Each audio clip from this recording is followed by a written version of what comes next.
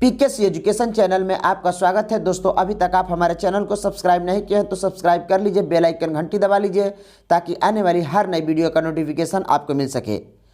आप देखने जा रहे हैं railway departmental exam, railway act 1989, rail अधिनियम 1989 पार्ट 3।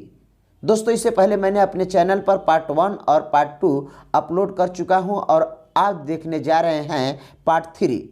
तो चलिए दोस्तों, हम वीडियो स्टार्ट करते हैं। प्रश्न नंबर 1 आपके स्क्रीन पर, रेल अधिनियम 1989 के किस धारा के अंतर्गत धारा 83 से 85 तक के अधीन विक्रय के बाद के अधिकार पर प्रभाव न डालना। दोस्तों, इस प्रश्न का सही उत्तर जो है क्या है? ए, धारा 86। धारा 86 के अंतर्गत धारा 83 से 85 तक के अधीन विक्रय के बाद के अधिकार पर प्रभाव न डालना। प्रश्न नंबर 2 आपके स्क्रीन पर, रेल अधिनियम 1989 के किस धारा के अंतर्गत अधिसूचित स्टेशनों घोषित करने की शक्ति दी गई है? रेल अधिनियम 1989 के किस धारा के अंतर्गत अधिसूचित स्टेशन घोषित करने की शक्ति दी गई है? इस प्रश्न का सही उत्तर जो है क्या है? सी, धारा 89 यानी कि 89। रेल अधिनियम 1989 के धारा 89 के अंतर्गत अधिसूचित स्टेशन घोषित करने की शक्ति दी गई है। प्रश्न नंबर 3, रेल अधिनियम 1989 के किस धारा के अंतर्गत अधिसूचित स्टेशनों से न हटाए गए माल की बयान? रेल अधिनियम 1989 के किस धारा के अंतर्गत अधिसूचित स्टेशनों से न हटाए गए माल की बयान? इस प्रश्न का सही उत्तर जो है क्या है? डी, धारा 90। रेल अधिनियम 1989 के धारा 90 के अंतर्गत अधिसूचित स्टेशनों से न हटाए गए माल की बयान। प्रश्न नंबर 4, रेल अधिनियम 1989 के किस धारा के अंतर्गत शोध्य रकम के कटौती के पश्चात हकदार व्यक्ति को कीमत का संदाय किया जाना? रेल अधिनियम 1989 के किस धारा के अंतर्गत शोध्य रकम के कटौती के पश्चात हकदार व्यक्ति को कीमत का संदाय किया जाना? इस प्रश्न का सही उत्तर जो है ए, 91। रेल अधिनियम 91 धारा के अंतर्गत शोध्य रकम के कटौती के पश्चात हकदार व्यक्ति को कीमत का संदाय किया जाना। प्रश्न नंबर 5, रेल अधिनियम 1989 के किस धारा के अंतर्गत मालवाहक के रूप में रेल प्रशासन का साधारण उत्तरदायित्व? रेल अधिनियम 1989 के किस धारा के अंतर्गत मालवाहक के रूप में रेल प्रशासन का साधारण उत्तरदायित्व? इस प्रश्न का सही उत्तर जो है सी, धारा 93। रेल अधिनियम 1989 के धारा 93 के अंतर्गत मालवाहक के रूप में रेल प्रशासन का साधारण उत्तरदायित्व होता है। प्रश्न नंबर 6, रेल अधिनियम 1989 के किस धारा के अंतर्गत ऐसी साइडिंग जो रेल प्रशासन की नहीं है माल का लदान या परिधान किया जाना? रेल अधिनियम 1989 के किस धारा के अंतर्गत ऐसी साइडिंग जो रेल प्रशासन की नहीं है माल का लदान या परिधान किया जाना? इस प्रश्न का सही उत्तर जो है डी, धारा 94। धारा 94 के अंतर्गत ऐसी साइडिंग जो रेल प्रशासन की नहीं है माल का लदान या परिधान किया जाना। प्रश्न नंबर 7, रेल अधिनियम 1989 के किस धारा के अंतर्गत अभिवहन में विलंब या निरोध? अभिवहन में विलंब या निरोध। इस प्रश्न का सही उत्तर जो है ए, धारा 95। रेल अधिनियम 1989 के धारा 95 के अंतर्गत अभिवहन में विलंब या निरोध। प्रश्न नंबर 8, रेल अधिनियम 1989 के किस धारा के अंतर्गत भारत में और विदेशों में रेलों पर गुजरते यातायात इस प्रश्न का सही उत्तर जो है बी धारा 96। रेल अधिनियम 1989 के धारा 96 के अंतर्गत भारत में और विदेशों में रेल पर गुजरते यातायात। प्रश्न नंबर 9, रेल अधिनियम 1989 के किस धारा के अंतर्गत स्वामी जोखिम रेट पर वहन किया गया माल। रेल अधिनियम 1989 के किस धारा के अंतर्गत स्वामी जोखिम रेट पर वहन किया गया माल। इस प्रश्न का सही उत्तर जो है सी धारा 97। रेल अधिनियम 1989 के धारा 97 के अंतर्गत स्वामी जोखिम रेट पर वहन किया गया माल। प्रश्न नंबर 10, रेल अधिनियम 1989 के किस धारा के अंतर्गत त्रुटिपूर्ण दशा में या त्रुटिपूर्ण रूप से पैक किया गया माल। रेल अधिनियम 1989 की किस धारा के अंतर्गत त्रुटिपूर्ण दशा में या त्रुटिपूर्ण रूप से पैक किया गया माल। इस प्रश्न का सही उत्तर जो है डी धारा 98। रेल अधिनियम 1989 के धारा 98 के अंतर्गत त्रुटिपूर्ण दशा में या त्रुटिपूर्ण रूप से पैक किया गया माल। प्रश्न नंबर 11, रेल अधिनियम 1989 के किस धारा के अंतर्गत अभिवहन के समाप्ति के पश्चात रेल प्रशासन का उत्तरदायित्व।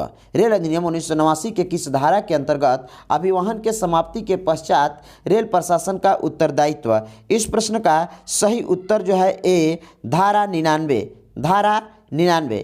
रेल अधिनियम 1989 के धारा 99 के अंतर्गत अभिवहन के समाप्ति के पश्चात रेल प्रशासन का उत्तरदायित्व। प्रश्न नंबर 12, रेल अधिनियम 1989 के किस धारा के अंतर्गत सामान के वाहक के रूप में उत्तरदायित्व। रेल अधिनियम 1989 के किस धारा के अंतर्गत सामान के वाहक के रूप में उत्तरदायित्व। इस प्रश्न का सही उत्तर जो है बी धारा 100। धारा 100। रेल अधिनियम 1989 के धारा 100 के अंतर्गत सामान के वाहक के रूप में उत्तरदायित्व। प्रश्न नंबर 13, रेल अधिनियम 1989 के किस धारा के अंतर्गत जीव जंतुओं के वाहक के रूप में उत्तरदायित्व। रेल अधिनियम 1989 के किस धारा के अंतर्गत जीव जंतुओं के वाहक के रूप में उत्तरदायित्व। इस प्रश्न का सही उत्तर जो है सी धारा 101। धारा 101। रेल अधिनियम 1989 के धारा 101 के अंतर्गत जीव जंतुओं के वाहक के रूप में उत्तरदायित्व। प्रश्न नंबर 14, रेल अधिनियम 1989 के किस धारा के अंतर्गत कतिपय दशाओं में दायित्व से विमुक्ति। रेल अधिनियम 1989 के किस धारा के अंतर्गत कतिपय दशाओं में दायित्व से विमुक्ति।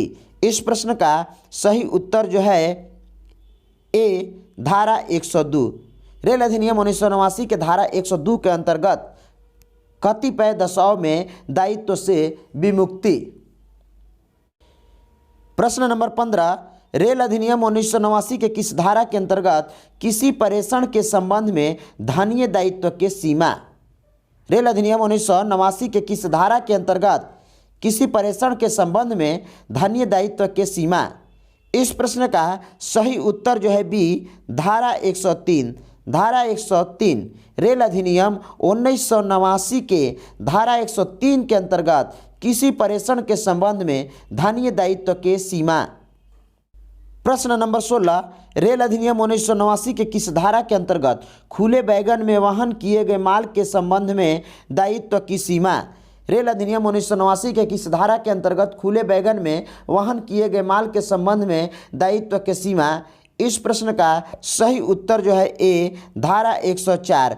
रेल अधिनियम 1989 के धारा 104 के अंतर्गत खुले वैगन में वहन किए गए माल के संबंध में दायित्व की सीमा।